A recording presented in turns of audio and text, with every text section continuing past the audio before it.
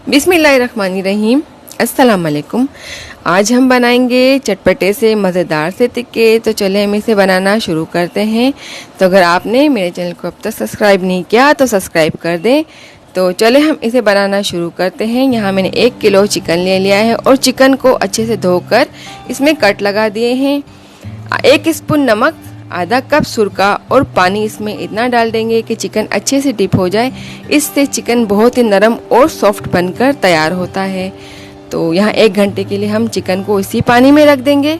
तो यहाँ पे देखिए 1 घंटा हो चुका है और अब मैंने इस चिकन को धो लिया है।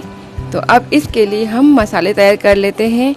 तो 2 स्पून तिक्का मसाला, आधी स्पून हल्दी, 1 चुटकी ऑरेंज फूड कलर, आधी स्पून पिसा हुआ धनिया और ज़ीरा, आधी स्पून गरम मसाला, आधी स्पून नमक और 2 स्पून अदरक लहसुन का पेस्ट, इसे भी शामिल कर देंगे।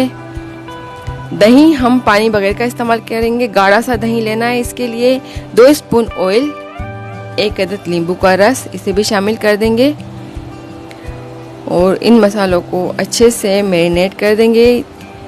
और अब इसमें 2 स्पून सोया सॉस भी शामिल कर देते हैं और बहुत ही मज़ेदार सा मसाला तैयार हो चुका है। तो इस मसालों को अच्छे से मैरिनेट करके अच्छे से इसमें लगा देंगे और जो यहाँ पे मैंने कट लगाए उसमें अच्छे से भर भर कर लगाएंगे, दबा दबा कर इसे मैरिनेट कर देंगे ताकि अच्छे से इसमें टेस्ट आए, हर जगह से अंदर तक मसाला एडजस्ट हो जाए। तो अब इसे हम 1 घंटे के लिए रख देते हैं। चाहे तो आप इसे ओवरनाइट रख दें, उससे ज़्यादा मज़े की ये चिकन तैयार होगा। और अब इसे स्पेस के हिसाब से हम इस पीसेस को रख देंगे और जितना मसाला बचा हुआ है सारा मसाला इस पर डाल देंगे और इसे कवर करके 20 मिनट तक के लिए हम रख देंगे। पहले हाई फ्लेम पर, फिर स्लो फ्लेम पर इसे हम पकने के लिए रख देंगे।